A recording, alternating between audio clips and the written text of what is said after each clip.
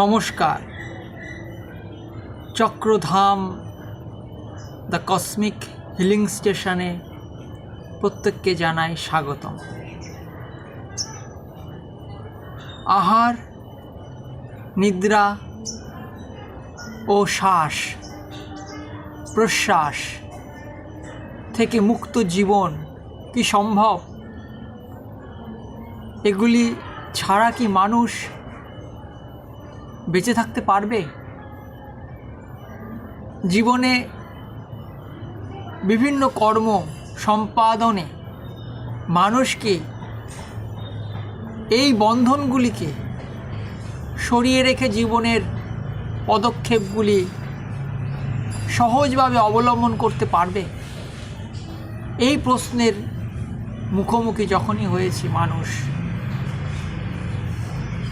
তখন বিভিন্ন অন্ধকারে সে হাতড়ে বেরিয়েছে যে কী করে আহার মুক্ত হওয়া যায়, কী করে নিদ্রা থেকে মুক্তি পাওয়া যায়, কী করেই বা এই যে শ্বাসের আসা যাওয়া থেকে মুক্তি পাওয়া যায়। কেননা যে তিনটি বিষয়ের কথা বলছি, এই তিনটি বিষয় আমাদের জীবনের মূল কর্মকে বাধা প্রদান করে। প্রথমেই আহারের কথাই ধরুন। খাদ্য খাওয়া নিয়ে প্রবলেম নেই, কিন্তু খাদ্য খেয়ে তারপরে আপনাকে সে খাবারটির সার তত্ত্বকে মল রূপে বাইরে বের করতে হবে। তাই আপনি খাদ্য গ্রহণের আগেই আপনাকে ভাবতে হবে মল ত্যাগের ব্যবস্থা আছে কি না, আর খাদ্য গ্রহণ করার আগে ভাবতে হবে এই খাদ্য নির্মাণ করতে হবে আমাকে, তারপরে তো আমি খাদ্য গ্রহণ করব। তার জন্য উপাদান সংগ্রহ করা। তো এগুলো নিয়ে ভাবতে গিয়ে আমাদের যে মূল কাজ তো শক্তি আনয়ন, শক্তির নির্মাণ, যাতে আমি কর্ম করতে পারি। কিন্তু আমাদের এই জীবনে খাদ্য সংগ্রহ এবং খাদ্য গ্রহণে অতিরিক্ত সময় আমরা ব্যয় করে ফেলি। আমি বলছি না যে খাদ্যকে ত্যাগ করাই মানুষের আসল ধর্ম, না। খাদ্য গ্রহণ করেও মানুষ সুস্থ স্বাভাবিক জীবন বাঁচতে পারে।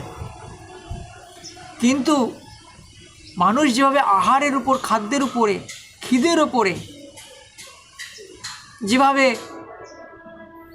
নির্ভরশীল হয়ে পড়েছে, তার দ্বারা মানুষ তার আসল কর্ম জ্ঞান অর্জন, তার আসল কর্ম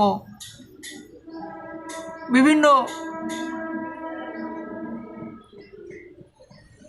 প্রয়োজনীয় যে কর্মগুলি, সেটা অন্যান্য দ্রব্য নির্মাণ হতে পারে, যেরকম ঘর নির্মাণ, যেরকম আমাদের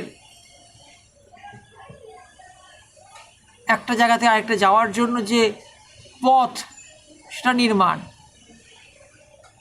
আমাদের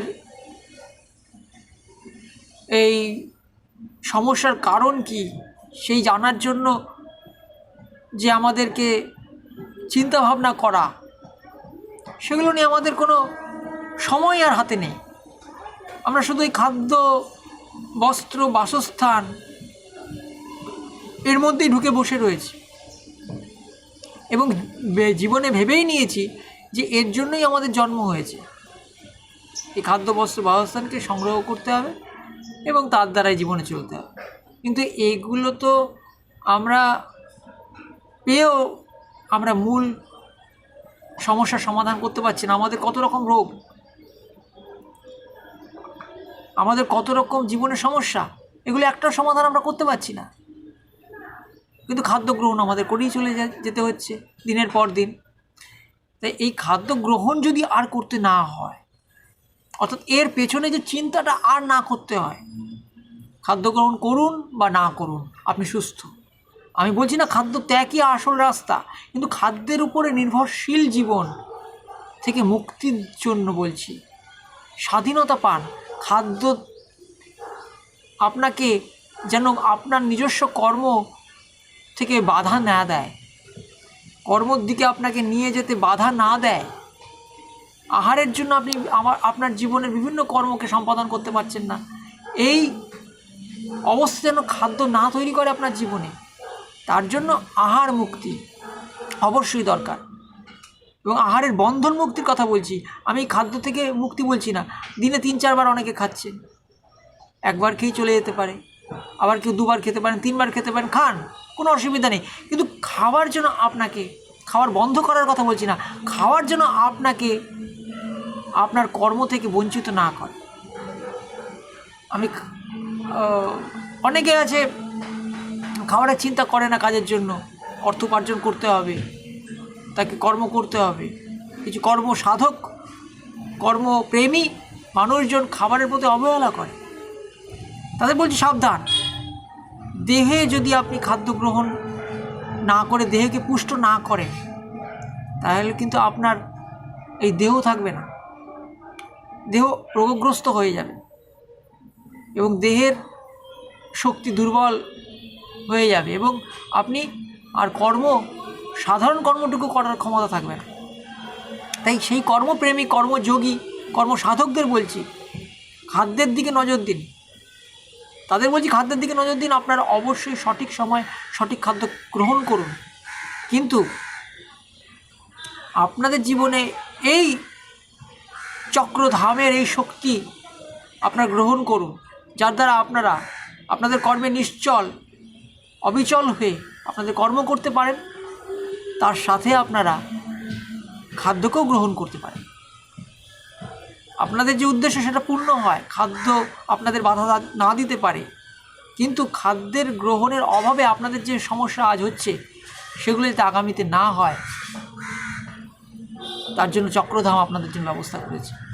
তাই সমস্ত কর্মযোগী, কর্মসন্ন্যাসী যারা কর্মের জন্য এই জীবনকে আহুতি দিতে চান, তারা আজ এই চক্রধামের আহার মুক্তি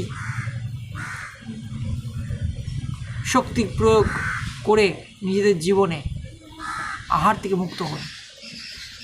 পরের ভিডিওগুলোতে নিদ্রা মুক্তি এবং শ্বাস প্রশ্বাস মুক্তি এবং রোগ মুক্তি কীভাবে সম্ভব সেটা নিয়ে আলোচনা করব। নমস্কার।